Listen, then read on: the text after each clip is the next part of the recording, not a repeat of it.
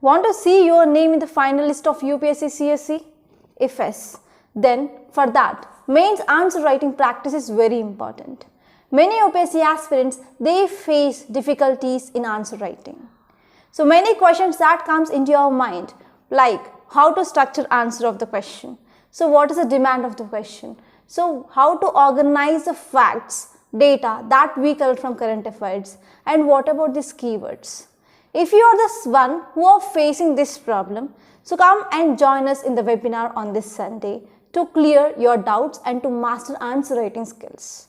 So for registering, you have to fill the form that is given in the description box, and I will meet you there on live. Hi, this is Usha. Welcome to Rathod's IAS classes. Today in this lecture, we are going to see current affairs of 24th July 2022.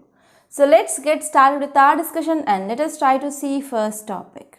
So first topic, it is about monkeypox virus. So this topic is important from your science and technology. So in science and technology, we have one topic that is diseases.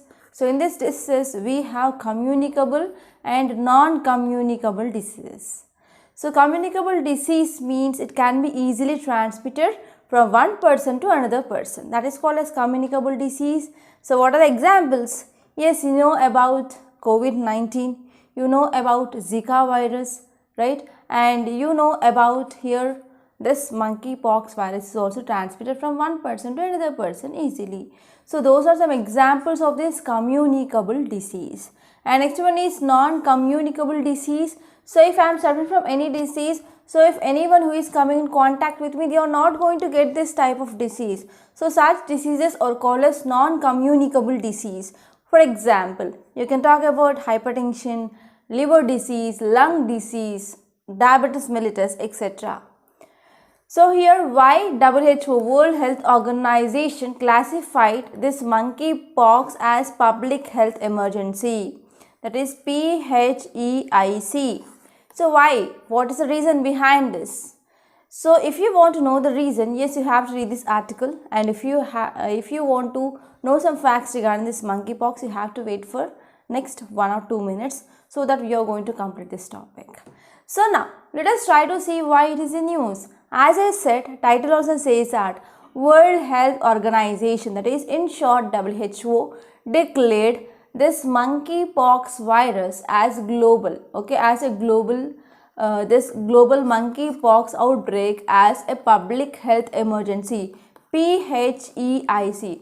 So PHE for public health emergency and IC means nothing but international concern. So now this monkeypox virus, which mainly became a public health emergency of international concern. So what is the status of public health emergency? Actually, it is a one step below of this pandemic. So to decide it is a pandemic, so one step below here we have this PHEIC. So why this decision is taken by this WHO? Because this monkeypox outbreak has affected more than 14,500 people in 72 countries. So in 72 countries, more than 14.5 thousand people, they have been affected till now with this monkeypox virus. So if you see some details, it mainly says that according to World Health Organization, this public health emergency of international concern, which mainly represents an extraordinary event. It represents an extraordinary event. So in this event, here there is international spread. That means one person who is moving from one country to another country, so he can carry that virus. So these are some cases that we found recently in Kerala. So in India also, especially in Kerala, person who came from this UAE or having contact with UAE person, so he tested positive with this monkeypox virus, and we identified 2 cases of this monkeypox virus in India. So here it is one of the cause of concern now, because we can see this international spread. So because of this, we need some coordinated international response. So because of this, WHO declared monkeypox virus, okay, declared this monkeypox virus as extraordinary event, as public health emergency of international concern. So on on January 30th in 2020, here WHO categorized this COVID-19 as public health emergency of international concern in January 2020. So in January 2020, the step, okay, which is one step below this pandemic. So at that time also, World Health Organization which decided this COVID-19 as PHEIC, public health emergency of international concern. So at that time, about 7,500 cases of this novel coronavirus they were reported. And later on in March, so after 2 months in March 2020, here WHO declared this COVID-19 as a pandemic. Okay, so this is about the details given in this article, and now let us move on to some facts. So if you see this image on the screen, I think you can see some hands image.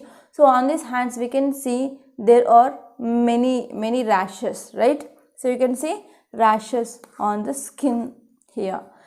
So here, what are the things that you have to know about this monkeypox virus? So this monkeypox virus, it is a very rare viral disease, and if you see here, you can see some skin rashes that will be appearing on the skin. It is same, it will be look like smallpox or chickenpox in appearance. An infected animal, it can transmit the virus to humans through bite or through direct contact. So normally from rodents we can see the transmission of this virus, which mainly happens, and currently there are about 92 confirmed cases in 12 countries. So actually this data, it is not present data. So now more than 14.5k recorded cases are there across 72 countries. So you have to update this. And if you see the symptoms, you can see fever, you can see muscle pain, headache, swelling of lymph nodes, and tiredness in initial stages. Yes, we have vaccine. So what are the vaccines that we are taking against the smallpox can be effective in preventing the symptoms of this monkeypox also. So if you see this image on screen, yes, you will be getting number of details regarding how it is going to spread and whether there is human to human transmission or what are the symptoms, right? So if you see this monkeypox virus, which mainly spreads through these rodents. So whenever there is any bite or scratches, or whenever they are coming in the contact with the persons, and whenever we are consuming the meat of these rodents, so there will be high chance of transmission of this virus from these rodents to humans. And human to human contact will also lead to transmission. It is also a possible thing. And next one here is symptoms. So symptoms include intense headache. So you will be feeling very high intensity of headache, and you can see lymph nodes will be swollen, and you can feel backache, muscle aches, and you can see rashes on the skin and fever, chills, etc. So these are some signs and symptoms of this monkeypox virus disease. So now let us try to see next topic. It is regarding fungal disease. So Kerala researchers detect fungal disease in jackfruit. So here you have to focus on some facts regarding this jackfruit. Okay, and you have to know about what is this fungus, so why it is causing this disease in this jackfruit, and why fungal disease in this jackfruit is important now. So this article is also important from your GS paper 3 under science and technology. So now let us try to see this topic, and now first let us try to see why it is in news. So if you are comparing with other fruits, they are very much susceptible to disease. But this jackfruit, it is a one type of fruit, and it is a very big fruit, and it is also multiple fruit, so it is free of diseases. So now here recently researchers, they found that there is emergence of new fungal disease in this jackfruit. So because of this new fungal disease, that is leading to the rotting of this jackfruit, and that will bring a lot of losses for the farmers who are going for the growing of this jackfruit. So if you see details, it mainly says that, so it is perhaps the first time that fruit rot, which mainly caused by the fungus, and the name of the fungus is Editorial rolfi. Okay, Editorial rolfi. So here it is mainly reported in this jackfruit. Jackfruit scientific name is Atrocarpus heterophilus, and this fungus, which is a soil-borne fungus pathogen, and it is also acting as a wide host range which attacks various commercially cultivated crops. So this fungus which mainly attacking this commercially cultivated crops, and they belongs to different families. For the first time it reported in this jackfruit in our country. So if you see the tree of jackfruit, so it is like this, and actually fruits, they will be coming to the stem, okay. So they will be not seen on the branches, but we can see this fruit, they mainly grows on the stems.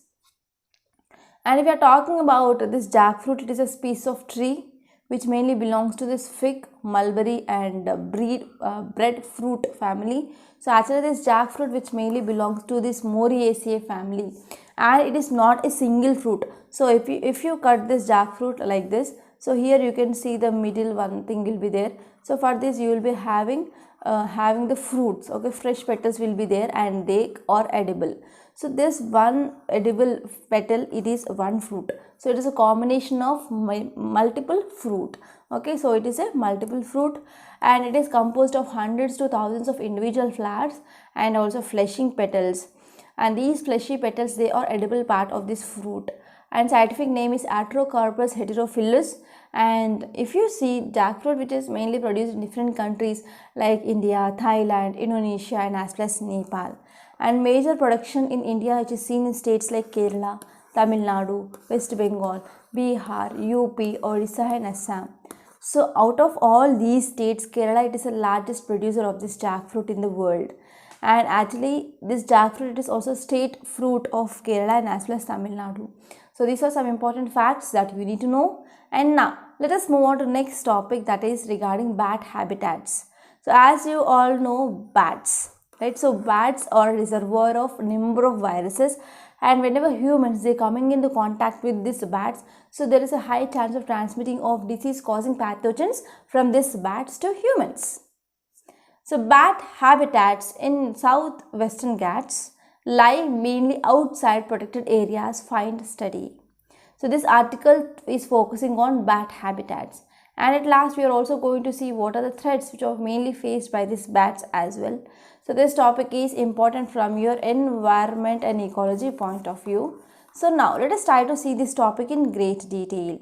So if you see context, it mainly says that a recent study indicates that more than 50% of habitats, they are suitable for about 37 species of bats, and they are located in the southern western Ghats. And these habitats of these bats, they are located outside the protected areas. So whenever they are present outside the protected areas, yes, they will come across number of threats. For example, here humans, they will poach those bats for meat, and they have facing some threat from habitat loss and even stigma from local communities. So due to this COVID-19 which entered into our lives and we suffered, almost everyone, they had got this COVID-19, okay, in the different waves. So what happened at that time? So at that time, because of this fear that generated in the people, like, so because of this bats, we are going to get this so and so disease. So now here local communities also showing some stigma against this bats. Okay, so this is about introduction. And if you see details, actually this study which mainly published in Journal of Mammalogy recently. So which are the hotspots? So some major biodiversity hotspots for these bats include Agastamalai, Periyar Tiger Reserve, Annamalai, Neelagiris, Wayanad Mudumalai Complex and Brahmagiri Complex. So these are some important areas they mainly took into consideration for the studying. So here you have to open the map and you have to locate where is Agastamalai, where is this Periyar, where is this Annamalai, Neelagiris, they are located in the map, and you have to make a map ready. So according to the researchers, it mainly said that the southern western Ghats was home to rare and endangered bat species such as Salim Ali's fruit bat and as well as a Pomona round leaf bat. So these are the two special species that we can see in this area. So if we're talking about distribution range, so the two species of this bat, they had distributed range. So their distribution range that was significantly located in the protected areas. So meanwhile, if you're talking about these distribution ranges of 35 other species, they lay primarily outside this protected area. About 35 species of these bats, they are mainly present outside these protected areas. So if we're talking about what are the threats for this bat, so first one here is they mainly having some threat from poaching. Okay, so here bats, they were continued to hunt for meat, and there are some reports which says that people's attitude towards bats deteriorating since COVID-19 pandemic, and people, they are having a belief, okay, or they mainly believe that yes, these infectious diseases that mean transmitted from the bats, so we should not live near the bats, okay. So they started getting away from this bats, okay. So this is about this topic. And now let us try to see next topic is regarding cholera. So rise and fall of cholera causing bacteria lineage. So this article which is talking about bacterial lineage. So actually you know that cholera, it is one of the deadly disease in our earlier days. So once the children who are getting this cholera, yes, because of continuous diarrhea, continuous motions, so what happens, so there will be dehydration. So because of this dehydration, sometimes that will leads to tiredness and even loss of life as well. So now let us try to see this topic in detail. So this topic is also important from your science and technology. So now if you see why it is in use. So cholera, as you all know, it is one of the life-threatening infectious disease, and it is also a public health hazard, and it mainly caused by a comma-shaped bacterium that is called as Vibrio cholerae. So cholera is a life-threatening infectious disease and as well as public health hazard, and it mainly caused by comma-shaped bacterium. It is known as Vibrio cholerae.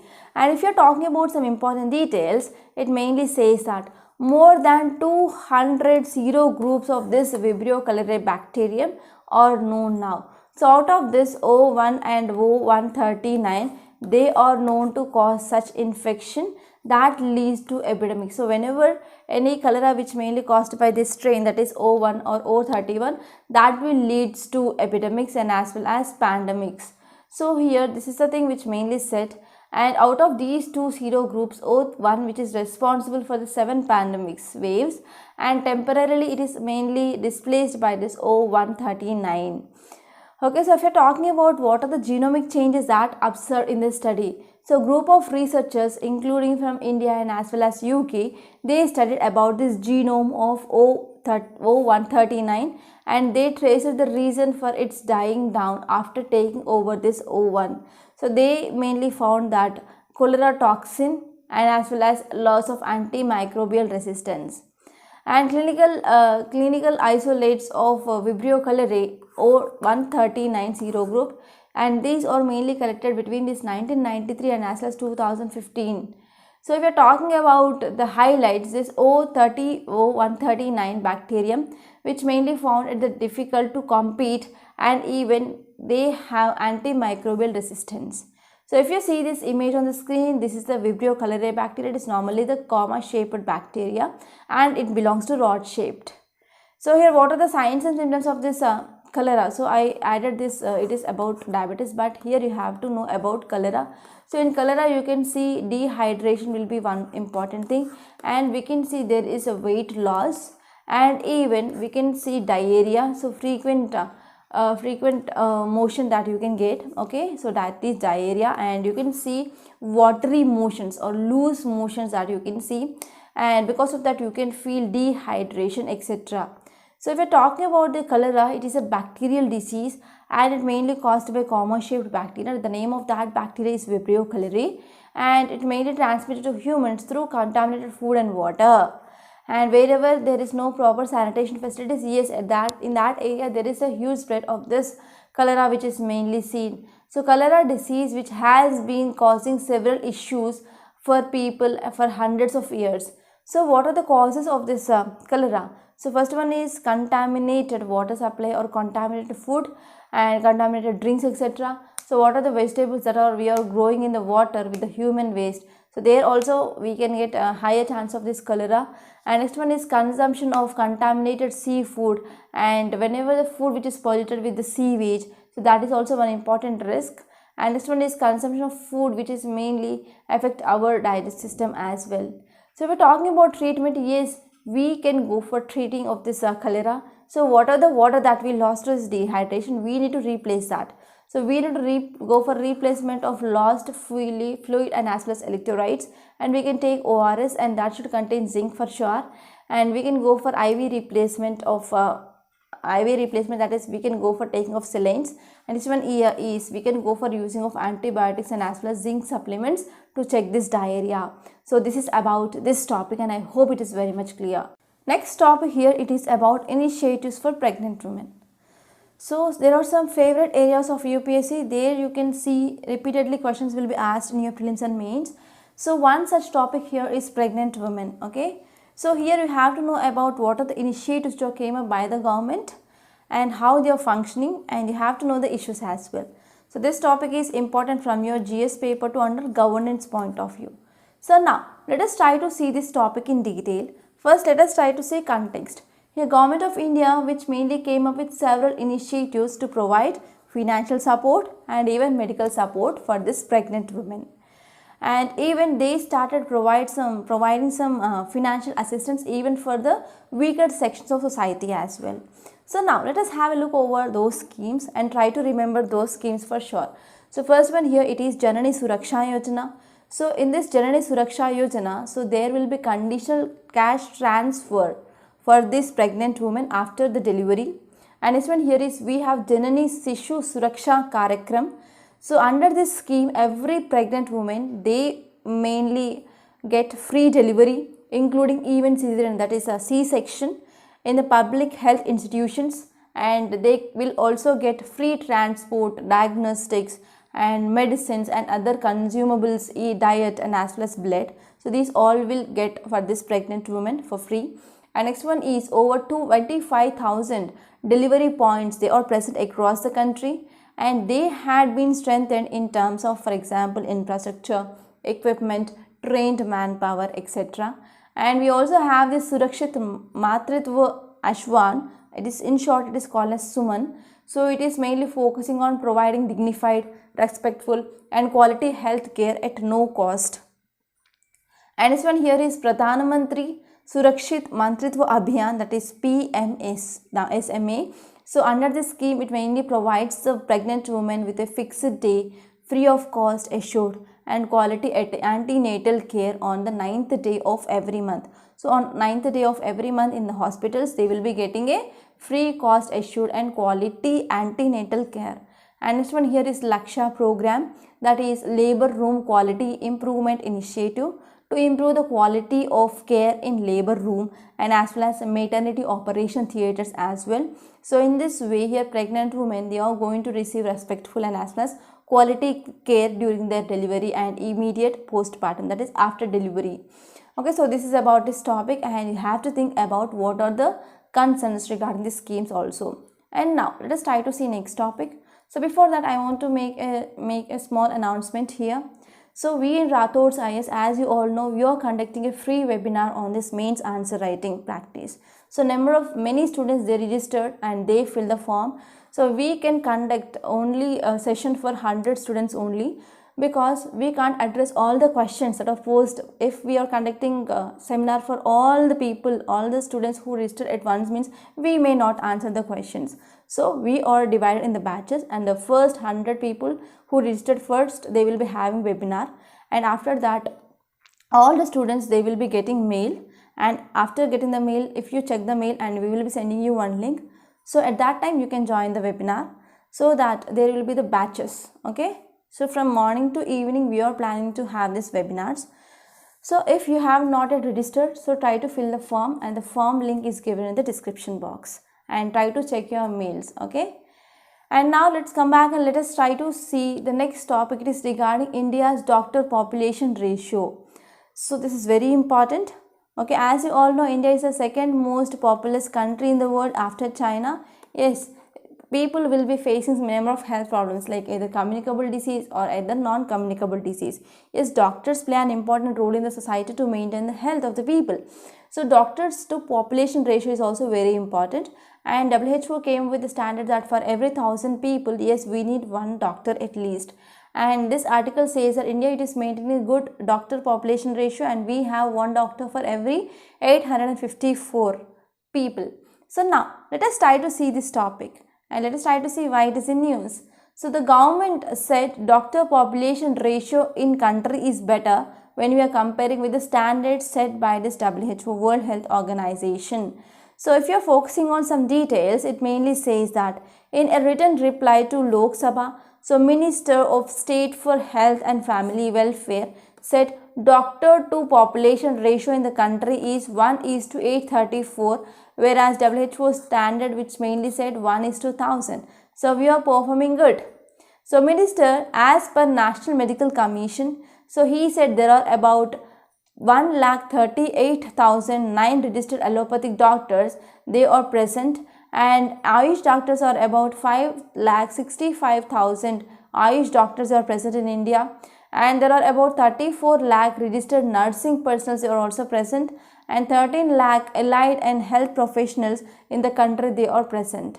So Minister also said that government is taking all the possible measures to increase the availability of doctors in the country, and we are also focusing on undergraduate programs and as well as PG medical seats as well. We are mainly coming up with increasing the number of medical seats and even number of medical colleges in the country as well. So if we are talking about health sector in India, so India has dual burden of both communicable, yes, we have both communicable and as well as non-communicable diseases, and many of these diseases they can be prevented by early diagnosis, and whenever we are providing the health education and timely referral and as well as management, so whenever we are taking this type of steps, yes, we can go for prevention of the disease. So nearly 8 lakh cases of cancer they are detected each year, and around 60 to 80% of these cases they are diagnosed late. So there is lack of awareness, and there is lack of proper health seeking behavior from the people as well. So these are some important causes for the many diseases that are prevailing in our society. So inadequate quality, accessibility, affordability of health services is also one of the causes of concern in India, and out of pocket expenses, that means the people who already joined in the hospital but they have to take out the money from their pocket for any diagnostic test or any medicine. So this out of pocket expenditure is very high in India, and there is also shortage of infrastructure, equipment, skilled manpower that is mainly seen. And we also see like there is a rigid regulatory framework combined with the corrupt enforcement, and primary healthcare centers they are not present in India, especially in some backward areas. And this one here is there is inefficiency in the procurement process as well. And nearly about 70% of the healthcare delivery it is mainly done through the private players, so not by the government institutions. And in the government hospitals they do not have proper sanitation, disease surveillance, political will and public health response. And government it spends only 1.5% of GDP on this public health care. And even there is increasing of non-communicable disease in the people because of income growth, lifestyle changes, environmental degradation, etc. So if we are talking about health, regarding health, we have National Health Policy 2017. So it is also having some targets. So here we are mainly focusing on shift from communicable to non-communicable disease, and we are mainly focusing on collaborating and regulating with the private sector, and we are mainly focusing on sick care as well as wellness, sick care to wellness, and we are focusing to increase the life expectancy from 67.5 years to 70 years, and the target year is 2025. And there is also target regarding reduction of TFR to 2.1%. It had been achieved according to this National Health Family Survey data. And we are focusing on reducing of mortality, okay, under 5 mortality by 23 by 2025, and also we are focusing on reducing of infant mortality to 28 by 2019. And next one here is we need to go for a single digit stillbirth rate, and even we are focusing on premature mortality from cardiovascular disease or any cancer or any diabetes, chronic respiratory disease, etc. by 25%. So these are some important targets under this National Health Policy. And now let us try to see next topic. It is regarding regional benches of Supreme Court. So this article which is talking about, yes, we need regional benches. So let me know your opinion regarding what are these regional benches, is whether we need these regional benches or not. So if you see context, it mainly says that Union government said that when we are going for setting up of these regional benches of Supreme Court in the different parts of country, for example, okay, I will drawing you the map. So here in Delhi we have this Supreme Court, and if we want to come up with regional benches, we can set up in one in west, one in south, one in east, and one in northeast. Okay, like that we can go for setting up of this regional benches in the different parts of the country. Under examination of constitutional bench of Supreme Court, so the decision which had not been given, and we are waiting for the decision of the Supreme Court. So if you are talking about details, 18th Law Commission in its report, in this 229th report, so these reports will become very handy. So here 18th Law Commission in its report, in this 229th report, which mainly suggested that constitutional bench be set up at Delhi. Okay, so constitutional bench be set up at Delhi, and 4 sessional benches be set up in the northern region, that is in the Delhi, and southern regions in Chennai or Hyderabad, in eastern region in Kolkata, and western region in Mumbai. So in this way we can go for setting up of 4 cassation benches as well. So Chief Justice of India in 2010, he found that there is no justification for setting up of benches of Supreme Court outside the Delhi. And later on there was another writ petition which mainly found that it is proper to refer the matter to the constitutional bench, not just a single CJI need to take decision. So if you are talking about Article 130 of Indian Constitution, which mainly says that Supreme Court shall sit in Delhi or in such other places or places as Chief Justice of India may, with the approval of President, from time to time they can appoint. Okay, so under this Article 130 of Indian Constitution, yes, which mainly says that here Supreme Court it should sit in the Delhi, in such other place or places the Chief Justice of India may, with the approval of President, they can come time to time to appoint. And if you are talking about arguments in favor of these regional benches, so here Article 39A, which mainly talks about director principles of state policy, which mainly says that the state shall ensure the operation of legal system, and we need to promote justice on the basis of equal opportunity, and we need to ensure that opportunities of securing justice are not denied to any citizen, and the reason of economic or other disabilities. And next one here is, it's obvious that traveling by the people from other places, remote places, to this New Delhi, or engaging in the expenses of the Supreme Court, which is mainly beyond the means of most litigants. So because of this we can go for arranging of regional benches, so that people they can easily go to these benches to get the justice. And if you are talking about arguments against, Supreme Court has not agreed with the proposal, so which in its opinion will dilute the prestige of court. Okay, and even Article 130, which mainly says that Supreme Court it shall sit in Delhi or in other such places as CJI may, with the approval of President, from time to time. Okay, so this is about arguments against. So these are some important articles, and these are the current affairs of today. So now let us try to see our Hindu newspaper PDF. So this is our Hindu date, here is 24th July, and this is Delhi edition. So first topic is here about Bengal minister in job scam.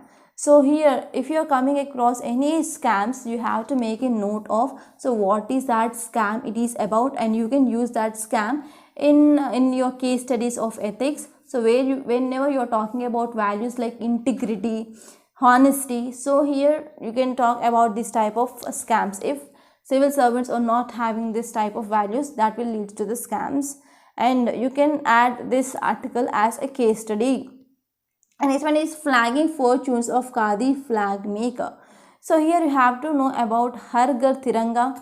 So in this Har Ghar Tiranga, here our Prime Minister, he said that from August 13th to August 15th, so each and every home they should have flag on their home, on their houses. So here because of this, here while the nation is busy in making the preparations for the Platinum Jubilee celebrations of independence, so the country at the country's sole Bureau of Indian Standards recognized National Manufacturing Unit for this flags. Okay, so at this time they are mainly focusing that unit, it is supplying this tricolor to be hosted at the top of Red Fort. So every year by the end of the July, Samyukta Sangha would be dispatching this tricolor worth rupees 2.5 crores but now it is thanks to the center amendments to the national flag code, so allowing the flags made up of polyester now. So the Sangha has not even received half of its usual orders. So far, it has orders of flags worth it is around just 1.2 crore, but Sangha has a raw material stock to supply flags worth of rupees 5 crore. So here there is some issue that is going on regarding this national flag. Okay, so now let us try to see some more important articles. So here you can see monkeypox is a public health emergency. I discussed this topic. And if you move forward, there is nothing much important here. So here you can see Tamil Nadu sends essential commodities of rupees 74 crore worth to Sri Lanka. So it mainly comes under India's aid to Sri Lanka. And if you move forward, here you can see Khadi units entangle as cost rise and materials are spared. So here it is talking about impact of pandemic on this Khadi as well. So actually you know that about this Khadi industry which mainly become famous during our India's freedom struggle. Okay, freedom from our colonial rule. There we came up with this Swadeshi movement, right? So let me know in which year we came up with this Swadeshi movement. So at that time Mahatma Gandhi in 1927 he stopped spinning of for nearly 5 months, while more than 65 years old Taluk Seva Kendra has not seen the spinning activities for more than 4 months. The situation was dire in other units, leading to job losses as well. So in the same way, because of this COVID-19 pandemic, so Khadi units, they are already saddled with a huge stock due to this COVID-19 pandemic. So increased in the last 1 year as because of increasing of cotton prices, and that also led to having some impact on this Khadi units as well. So now let us try to see next topic. So here you can see Kerala researchers, they detected fungal disease in the jackfruit. I discussed this topic in detail, and now let us try to move forward. And here you can see culling of pigs to begin today in Rathod form. So why there is a culling of pigs? Culling of pigs means nothing but we are mainly dislocating the cervical spine, so that will leads to the killing of that pig. So here there were 2 cases of this African swine fever which mainly confirmed, so that they are coming up with culling of pigs in the farms. And here you can see industrial tag for Rajasthan tourism units. So this article is very important. If you are from Rajasthan, you have to know which are the tourist sites in your Rajasthan. And next topic is about Alzheimer drug research. Scientist makes breakthrough in this Alzheimer drug research. A scientist from this Jubilee Mission Medical College, so they came up with the drug that is going to treat with this used to treat this Alzheimer disease. So what is Alzheimer disease? It is nothing but memory loss. And if you move forward in this news page, you can see scientists play hike in this GST on lab equipment. So there is increasing of GST on this lab equipment from 12 to it is mainly like 12 to 18% of this GST. And if you see the next topic here, it is about bat habitats. I discussed this topic in detail. And here in the world page, page number 9, you can see about this monkeypox as a public health emergency. I discussed this topic. And here you can see other countries can join the CPEC for mutual benefits. So CP is nothing but China-Pakistan Economic Corridor. Okay, so you have to refer this article once. And if you move forward here, you can see flash floods kill at least 22 people in this southern Iran. So you have to see this topic. So what might be the reasons for this flash floods, and even you have to know about what is the impact of global warming as well. And next topic is about wastewater surveillance reveals the infection dynamics. So already we discussed about this topic in the last Sunday itself. So when we are going for tracking of this COVID-19 pandemic, which may relies heavily on the testing of symptomatic individuals for the presence of this virus, but many infected people, they are likely to be asymptomatic as well. They do not have proper symptoms. So because of this, whenever we are going for this wastewater surveys, then we will be getting the good data regarding this.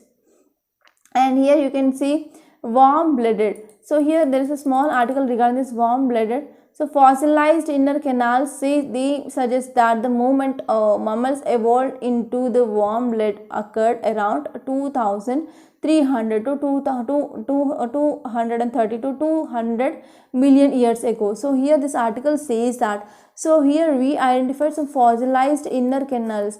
So inner canals that is seen in this mammals, and they mainly found between 230 to 200 million years ago. So here researchers, they mainly said that that was hotter and more active bodies would have less viscous liquid in the vestibular region or vestibular system. That will help to maintain the balance as well as spiritual orientation, and inner ear shape would also adapt, and we can see there might be some adaptations as well. And if you move further, there are some more articles that is regarding rise and fall of cholera causing bacterial lineage. I discussed this topic. And if you see this FAQ page, you can see about this global food crisis. So will Russia-Ukraine deal eases this global food crisis? Already I discussed this topic number of times. And there is one article regarding this GST levies on food. So recently here GST which had been increased on the milk and the dairy products. So because of this is a news. And next one here, it is regarding abortion law which mainly going to impact women or not. So recently here Supreme Court of India which allowed the woman to end her pregnancy at this 24 weeks of pregnancy. And actually the provision which is present in this medical termination of pregnancy act. Okay, so you have to know about those provisions and how it is going to impact. So these are some important articles that appear in today's Hindu. So I hope you enjoyed this lecture. So please subscribe to Rathod Science Academy, and don't forget to like, share and comment my videos, and don't forget to join the webinar. So that will be going to be a very useful session. So by this I am concluding. Thank you so much.